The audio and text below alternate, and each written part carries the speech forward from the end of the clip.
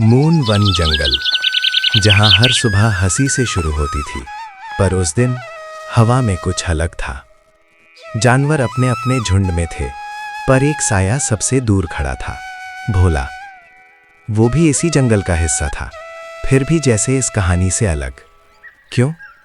शायद यही सवाल पूरे जंगल की तकदीर बदलने वाला था। एक शाम जब सारे जानवर तालाब के किनारे बैठे थे, तभी बातों बातों में हाथी ने भोला से पूछ लिया। भोला भैया, एक बात पूछूं? बुरा तो नहीं मानोगे? पूछो भाई, तुम्हारे सवाल से मुझे कब ऐतराज हुआ है? हम सब अपने परिवार के साथ रहते हैं, तुम्हें कभी अपने परिवार की कमी महसूस नहीं होती? हवा जैसे थम गई, तालाब का पानी भी शांत हो गया। भोला की आंखों में अचानक अतीत की परछाइयां तैरने लगीं। हर किसी की किस्मत में परिवार का सुख नहीं लिखा होता। मेरी माँ मुझे जन्म देते ही इस दुनिया से चली गईं, और मेरे पिता को एक जालिम शेर ने मार डाला था। मैं उस दिन से अकेला हूँ, पर मैंने कभी अकेलेपन को कमजोरी नहीं बनने दिया। सभी जानवरों की आंखें नम हो गईं। किसी ने भोला को इतने दर्द में पहले कभी नहीं देखा था। छोटा सा भोला कांपते पैरों से अपने पिता के पीछे पीछे चलता हुआ। अचानक जंगल में शेर की दहाड़ गूंजती है। आज मेरा शिकार कोई नहीं बचा सकता। भागो बेटा, पीछे मुड़कर मत देखना। और उस दिन भोला ने पीछे मुड़कर नहीं देखा, पर उसके कानों में आज भी अपने पिता की अंतिम आवाज गूंजती है। अचानक जंगल में भगदड़ मच जाती है। पत्ती तेजी से हिलने लगते हैं। कुछ जानवर डर के मारे इधर उधर भागने लगते हैं। तभी एक घायल गधा खून से लथपथ लड़खड़ाता हुआ वहां पहुंचता है। भोला, मुझे बचा लो। कौन हो तुम? ये हालत किसने की? पहचाना नहीं? मैं तुम्हारा बचपन का दोस्त माधव। माधव, ये क्या हाल बना रखा है? किसने किया ये सब? तुम्हारे जाने के बाद हमारे जंगल में एक खूंखार शेर आया। उसने किसी को नहीं छोड़ा। मेरे परिवार, मेरे साथी, सबको मार डाला। और अब वो यहां आ रहा है। जंगल में सन्नाटा छा गया। डर की ठंडी लहर सबके दिल में उतर गई। अगर वो यहाँ आया तो हमारा क्या होगा? हम तो उसका सामना भी नहीं कर पाएंगे। भोला चुप था। उसकी आंखों में डर नहीं था, कुछ और था, शायद संकल्प। डर कर जीने से अच्छा है डट कर मुकाबला करना, पर इस बार ताकत से नहीं, बुद्धि से। भोला, वो बहुत ताकतवर है। ताकतवर है, पर अक्ल से नहीं। और याद रखो, जिसके पास बुद्धि है वही असली राजा है। रात गहरी हो चुकी थी। आसमान पर बादल छाए थे। चांद कभी दिखता, कभी छुप जाता। जंगल के उस हिस्से में जहां आम जानवर जाने की हिम्मत नहीं करते, वहीं एक विशाल चट्टान के नीचे बैठा था वो खूंखार शेर। उसकी सांसें भारी थीं, आंखें लाल, और चेहरे पर घमंड साफ झलक रहा था। दूर से भोला की चाल की आहट आती है। शेर मुस्कुराता है। लगता है आज किस्मत खुद मेरे पास चलकर आ रही है। जंगल के जानवर इतने भी मूर्ख होंगे, ये नहीं सोचा था। भोला बिना डरे शांत कदमों से शेर के सामने आकर खड़ा हो गया। अरे ओ गधे, तुझे मौत से डर नहीं लगता, या खुद ही मेरा भोजन बनने आया है? राजा जी, मैं तो आपकी सेवा में आया हूँ। सेवा? तुम?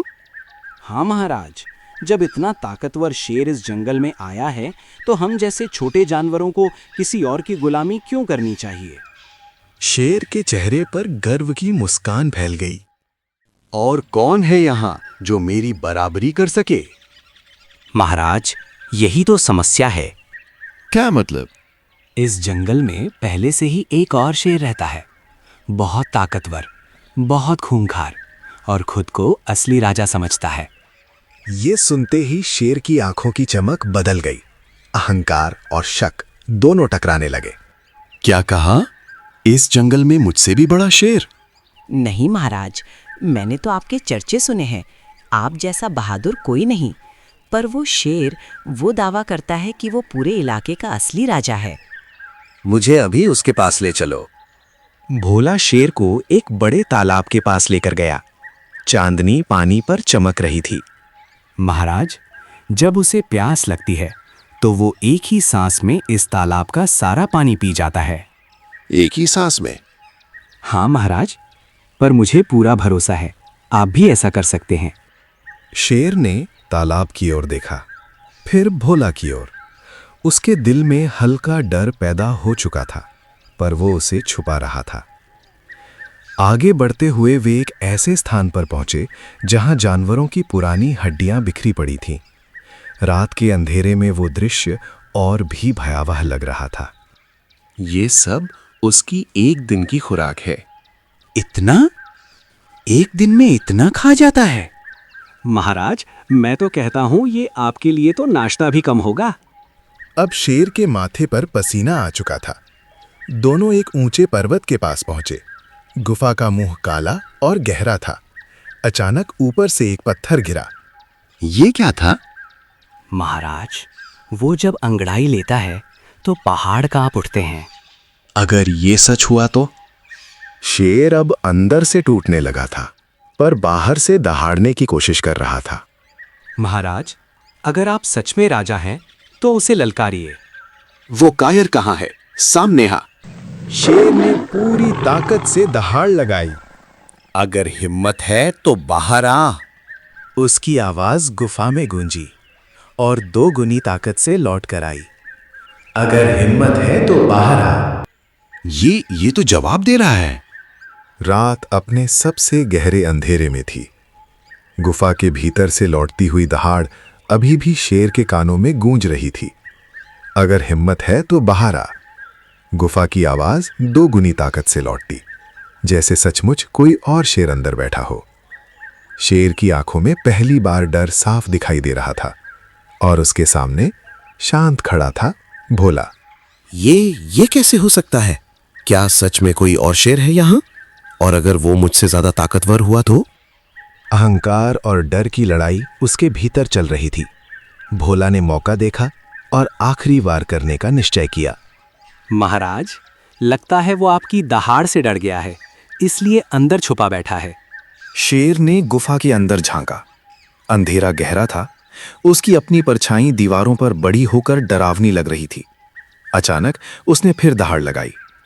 निकल बाहर। और गुफा ने फिर वही आवाज लौटाई। निकल बाहर। ये तो सच में जवाब दिया है। अब शेर का आत्मविश्वास पूरी तरह टूट चुका था। उसके मन ने मान लिया कि अंदर उससे भी बड़ा और भयानक शेर बैठा है। मैं अभी लौट कर आता हूं। अभी मेरा युद्ध करने का मन नहीं है, किसी और दिन। और इतना कहकर वो पीछे मुड़ा और बिना पीछे देखे जंगल से भाग गया। भोला ने शांत होकर आसमान की ओर देखा। उसकी आंखों में संतोष था। वो जानता था उसने बिना एक भी वार किए जंगल को बचा लिया है। धीरे धीरे वो वापस अपने जंगल की ओर लौटने लगा। सुबह की पहली किरण के साथ जब भोला लौटा, सभी जानवर उसकी ओर दौड़े। भोला, तुम ठीक हो? शेर कहाँ है? शेर चला गया और शायद अब कभी लौटकर नहीं आएगा। तुमने ये कैसे किया? डर को डर से हराया और अहंकार को उसकी ही आवाज से। उस दिन जंगल ने एक बात समझी। शक्ति केवल शरीर में नहीं होती, सच्ची शक्ति दिमाग में होती है। भोला अकेला था, पर उसकी बुद्धि ने पूरे जंगल को एकजुट कर दिया। और उस दिन से जंगल के जानवर उसे सिर्फ भोला नहीं, बुद्धिमान भोला कहकर पुकारने लगे।